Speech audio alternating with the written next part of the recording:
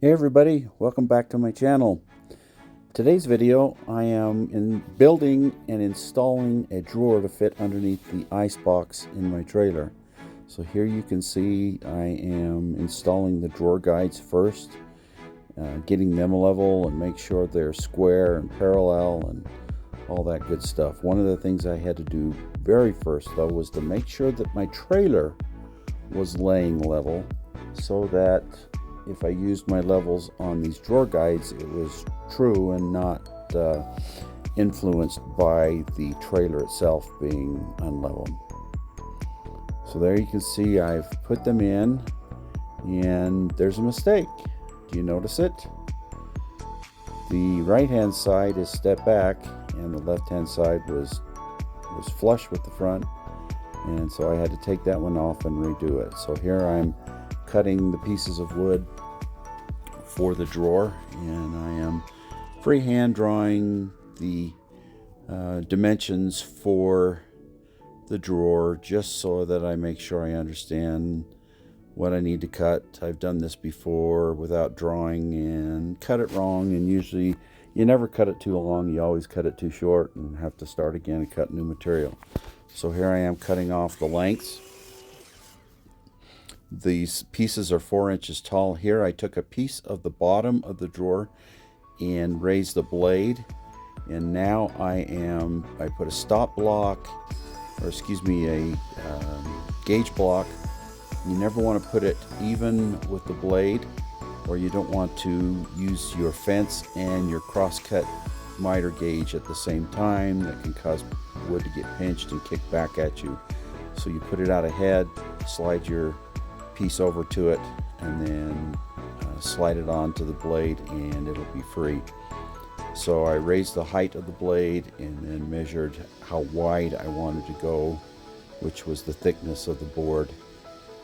And so here I'm creating that rabbet so that the front and back will be rabbeted and the side pieces will fit in there. It gives me more glue surface, and then also makes it a little easier to nail. So I'm taking my time doing the first cut, and I have to do it in several passes. So rather than using my router bit or a dado blade, I'm just using my regular table saw blade and cutting and going by several passes and removing that material. And I had to do that on both sides of the front and back piece.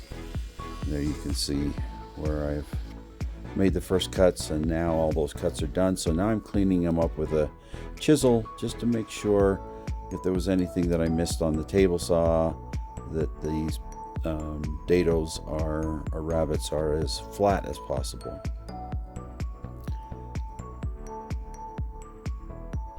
Then I put it all together, dry fit it, and check for square just to make sure, kind of a sanity check, make sure that my pieces were correct and that it was going to fit.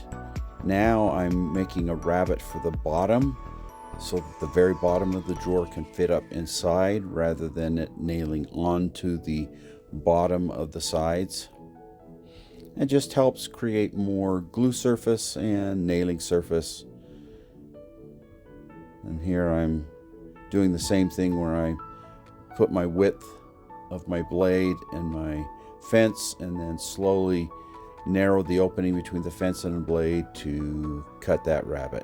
So it takes multiple passes, and it was the bottom was a piece of MDF that was printed, used for other cabinets, and it had a slight crown in it. So I thought, well, this would be kind of good to have a slight crown because then it'll hold the pots or whatever else I put in there. Now here I'm gluing up those rabbets to kind of glue the drawer together, and you can see the rabbet for the bottom panel is facing up. Now I'm nailing, and I usually will put a couple of nails right in the middle, and there was a dud there. So right in the middle, and then on the top and the bottom of each I'll actually put a screw where I can tighten it down really tight, and that's worked really well for me to keep the joints from coming loose over time. So now I'm putting glue in that bottom rabbet, and there you can see the bottom panel going in and adding nails everywhere that I can. This is obviously thin material. This is 1/4 inch material. And then I'm trying to go in on the sides. I don't show that, but just trying to get as many nails in it and glue to have it hold together. There you can see I'm wiping out the inside with a wet rag just to get all the squeeze out of the glue.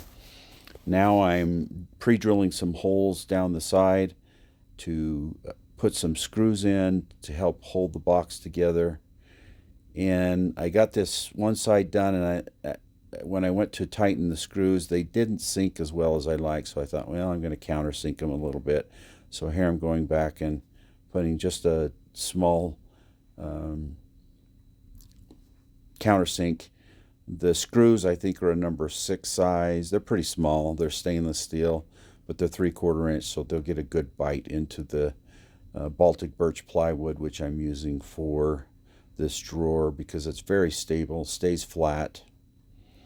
And there you can see I've dry fitted it in to check for level and to just make sure that it was going to slide in and out. Now I've taken the inner roller plates off the drawer guides and laid them out and marked the holes and put them on both sides. And there you can see I'm fitting the drawer in, and voila, look at that. It's beautiful, slides perfectly. I'm really excited about having this extra storage down there. And you can see it goes in quite easily. I'll put a face plate on that that'll be flush with the frame. And then here's the icebox going in.